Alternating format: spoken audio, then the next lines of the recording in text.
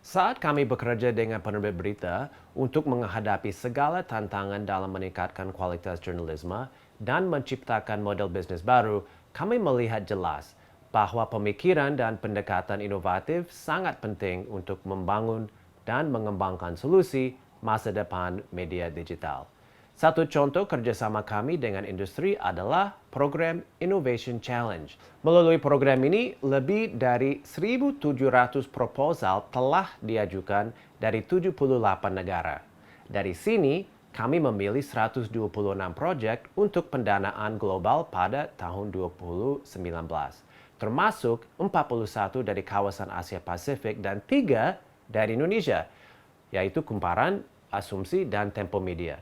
Kami berbicara dengan Asumsi tahun lalu dan sekarang kami akan berbincang dengan Andreas Akuiwono tentang Kumparan Derma, sebuah alat untuk mendorong orang memberikan dampak sosial melalui donasi.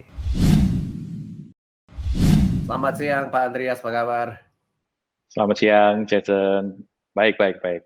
Jason baik Selamat, juga? ya baik-baik.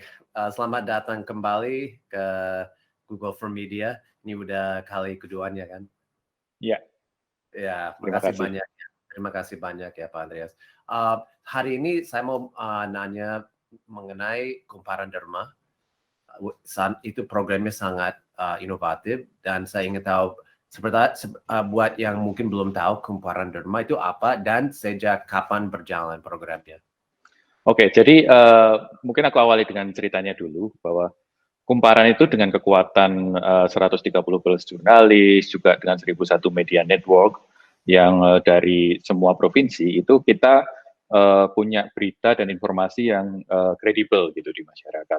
Kemudian di dalam perjalanannya kan kita juga sering mendapat konten dan berita yang memang membuat masyarakat itu merasa simpati dan tergerak gitu. Oh, gimana nih caranya membantu gitu.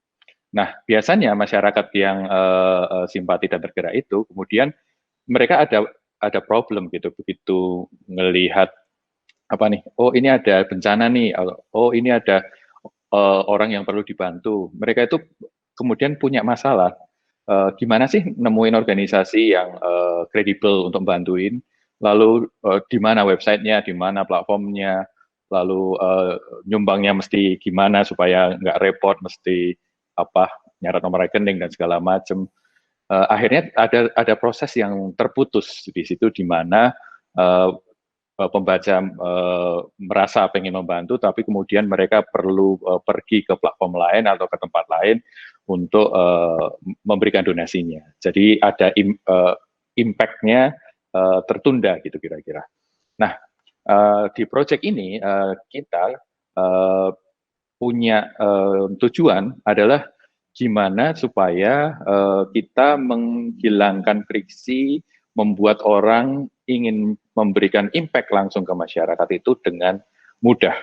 Makanya yang kita lakukan adalah uh, apabila kita punya berita atau kita mendapatkan informasi, artikel yang menurut kita itu waktu itu apa namanya pembaca merasa ingin terlibat dan memberikan impact terhadap misalnya bencana, misalnya social movement, misalnya atau membantu apa namanya orang yang membutuhkan, mereka bisa langsung memberikan donasinya tanpa perlu meninggalkan platform Kumparan secara seamless. Dan yang lebih menarik lagi dari proyek ini, mereka juga bisa apa namanya memberikan donasi menggunakan mobile payment, which is GoPay gitu. Kira-kira seperti itu sih ceritanya. Berarti Kumparan Derma sudah berjalan sebelum uh, uh, APAC Innovation Challenge ini diumumkan, tapi begitu program ini diumumkan, Anda mengajukan proposal dan setelah Anda menjadi grantees, recipient dari GNI Innovation Challenge ini, apa dampaknya terhadap program ini? Apa bedanya sama kebanding sebelumnya? Jadi kita itu selalu believe bahwa media itu most people gitu. Jadi pembaca itu bukan hanya apa seharusnya dia bukan hanya membaca gitu apa yang dia lihat, tapi kalau dia pengen membuat perubahan atau pengen bergerak, itu mereka juga bisa langsung melakukannya di situ. Nah, dengan adanya GNE Innovation Challenge ini, yang kita lakukan adalah membuat integrasi seamless soal donasi itu, sehingga orang lebih mudah untuk memberikan impact ke masyarakat. Nah, yang terjadi setelah GNE Innovation Challenge ini adalah kita akhirnya punya pembaca kita begitu membaca berita, kemudian membaca konten yang terkait dengan social movement tersebut atau bencana tersebut, mereka bisa langsung ke scroll down, kemudian mereka langsung bisa klik nyumbang di situ juga. Nggak perlu kemana-mana, nggak perlu buka aplikasi lain, nggak perlu browsing mesti nyumbang kemana, dan mereka kan tentu saja melihat credibility-nya Kumparan, jadi mereka nggak perlu khawatir sumbangannya jatuh kemana gitu misalnya kan. Mereka bisa langsung klik, mereka bisa langsung milih mau nyumbang berapa, kemudian mereka misalnya milih GoPay, saat itu juga mereka bisa langsung sumbangan, selesai kayak gitu. Jadinya memotong waktu dari mereka tergerak menjadi bergerak, saya bilang gitu. Dan saya merasa pasti momen-momen setelah pembaca atau orang yang membaca beritanya atau artikelnya, hanya ada berapa detik sebelum misalnya mereka ingin memberikan donasi. Kalau misalnya kehilangan momentum dan itu frictionnya ada, kemungkinan besar mereka akan meninggalkan itu dan oh ya aku baca artikel yang lain atau aku ada kegiatan yang lain kayak gitu ya. Jadi itu sangat kritis ya momen itu setelah selesai baca. Betul, betul. Dan friction, makanya kita bilang untuk ease the friction, kemudian supaya seamless, itu kan akhirnya all the way sampai ketika kita memakai mobile payment, akhirnya orang ketika mau nyumbang pun nggak harus mikir yang gede-gede juga, sekecil mungkin juga bisa kayak gitu. Sebenarnya kalau mau transfer, mau apa kan mesti pindah lagi atau kayak gimana gitu kan. Tapi meskipun kita juga nyiapin transfer, tapi kita merasa formula ini sangat bagus dan mempercepat, membantu orang kalau memang pengen menciptakan impact secara langsung. Berarti ada donasi yang kecil, bisa misalnya 5.000 atau bisa sampai ya saya mau kasih 500.000. Ada macam-macam kayak gitu ya? Ya, minimal sebenarnya 10.000. Oh, 10.000. Oke. Oke. Dan sampai sekarang kampanye sudah berapa banyak, Pak Andreas? Yang berkaitan dengan GNI Innovation Challenge ini, saat ini kita sudah melakukan 10 campaign. Dan 10 campaign ini, campaign maksudnya campaign donasi dan social movement ya. 10 campaign itu tersebar dari berbagai wilayah di Indonesia, berasal dari Riau, berasal dari Sika, NTT, berasal dari Minahasa Utara, dari Kalimantan, dari Jawa Timur, ataupun Jawa Barat. Kita bikin donasi campaign untuk anak yang menderita tumor, untuk anak yang nggak bisa sekolah karena nggak punya handphone, kemudian juga anak yang mesti membantu orang tuanya orang tuanya ini Gojek, kemudian dia kecelakaan patah kaki gitu, dia mesti ngajak anak umur 9 tahun anaknya untuk bantuin dia ngerjain Gojek itu. Deliver barang kayak gitu. Itu juga kita bantu. Maksudnya kita mengajak membaca, kita membantu. Kemudian kita juga ada campaign untuk misalnya gempa Majene gitu misalnya.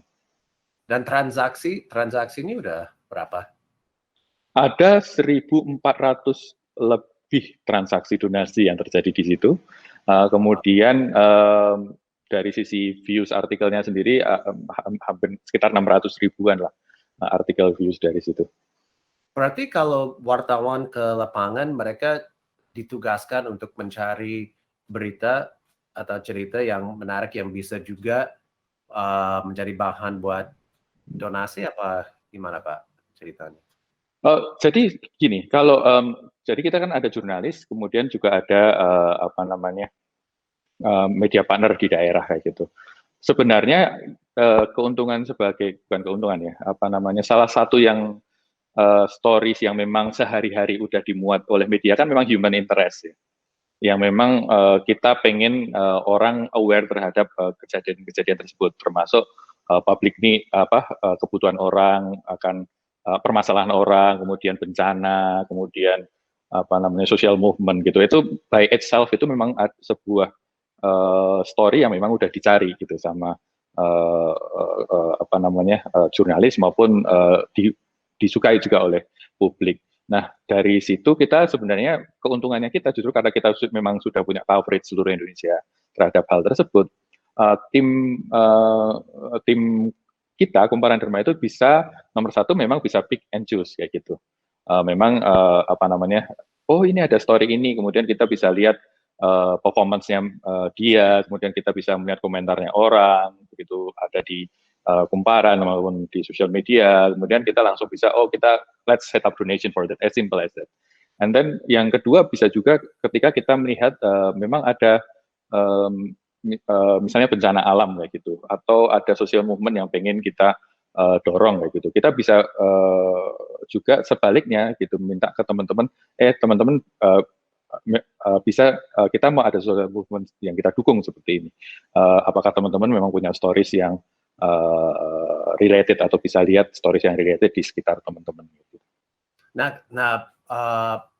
Kalau di Kumparan saya sering baca ada berita juga mengenai pandemi di mana-mana kan ada berita mengenai pandemi. Itu apakah itu juga merupakan atau ada donasi yang terkait dengan pandemi di suatu wilayah, misalnya ini butuh APD atau ini butuh apa di sekolah ini. Ada juga yang buat donasi kalau orang mau donasi? Untuk challenge ini salah satunya yang kita donasiin yang ada anak yang nggak bisa sekolah karena nggak punya handphone gitu misalnya. Itu salah satu contoh yang impact langsung dari pandemi. Itu kita juga lakukan salah satu kampanye di project ini. Oke, dan apa tantangan yang dihadapi saat melaksanakan program ini? Ada nggak? Misalnya lancar semua atau ada tantangan juga yang dihadapi? Tentunya nomor satu ini mungkin tantangan seluruh dunia ya karena pandemi, global pandemi. Jadi kan protokol kesehatan dan lain-lain itu yang harus kita jalankan. Dan kebetulan kalau dari protokol itu kan salah satunya dari sisi wartawannya Kumparan ini kebetulan kan memang masih work from home waktu itu mostly.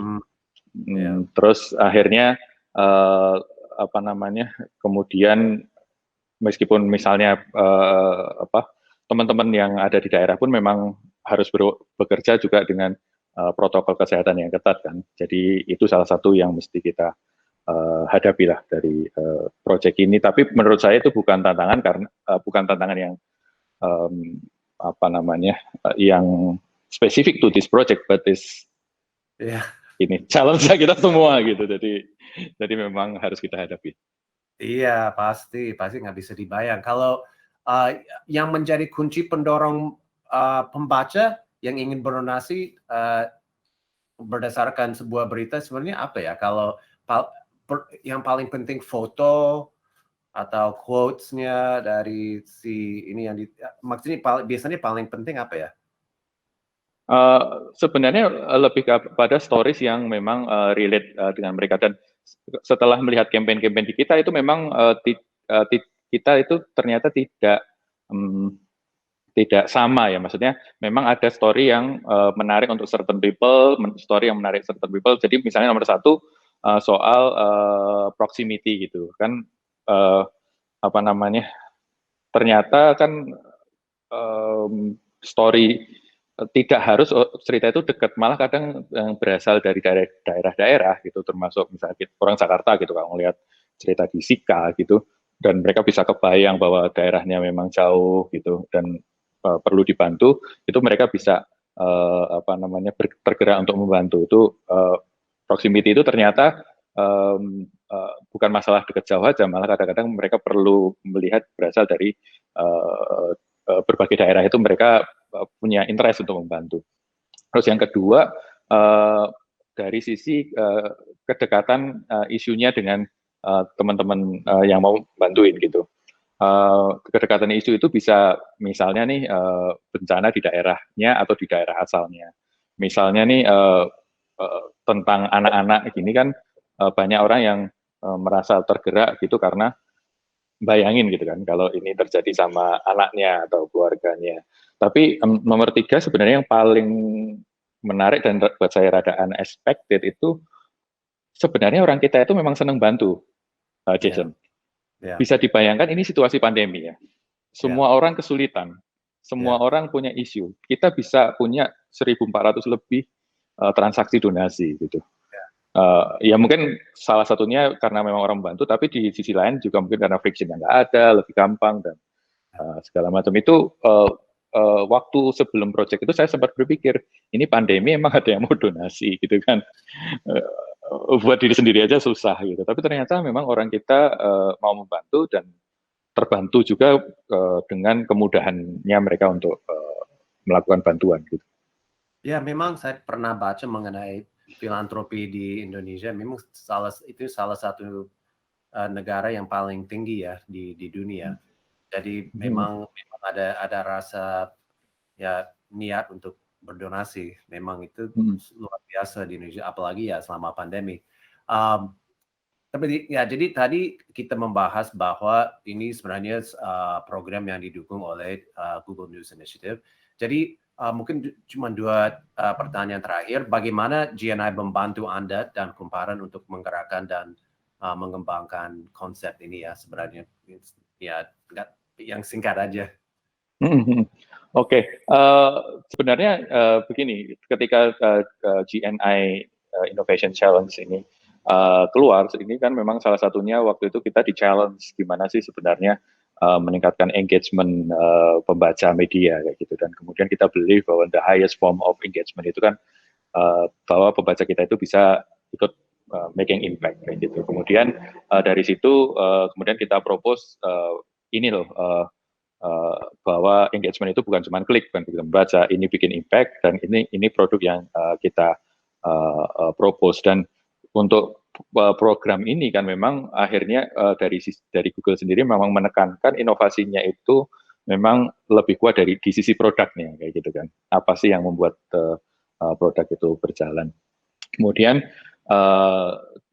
kita diskusi, kemudian kita pitch dan diskusi, kemudian memang kemudian kita sepakat bahwa memang seperti program ini memang menarik. Lalu Google memberi bantuan dananya dan memang pas mulai pandemi itu. Jadi apa namanya timingnya itu ketika kita melakukan inovasi ini, kemudian juga ada pandemi, kemudian inovasi bisa kita jalanin, lalu kemudian setelah milestone pertama kita ngobrol, milestone 2 kita terusin, tapi sejauh ini challenge maupun bantuan dana dari Google ini berhasil membantu kita mewujudkan itu tadi harapan kita bahwa pembaca itu bisa bikin impact dan in the end of the day benar-benar membantu society. Gitu. Baiklah. Oke, Pak Andreas, terima kasih sekali atas perbincangan yang sangat menarik tentang program yang luar biasa inovatif ini. Semoga Kumparan Dharma maju terus, dan terima kasih juga atas waktunya untuk kembali untuk kali keduanya di Google for Media. Makasih banyak ya Pak Andreas. Terima kasih Jason, terima kasih juga Google.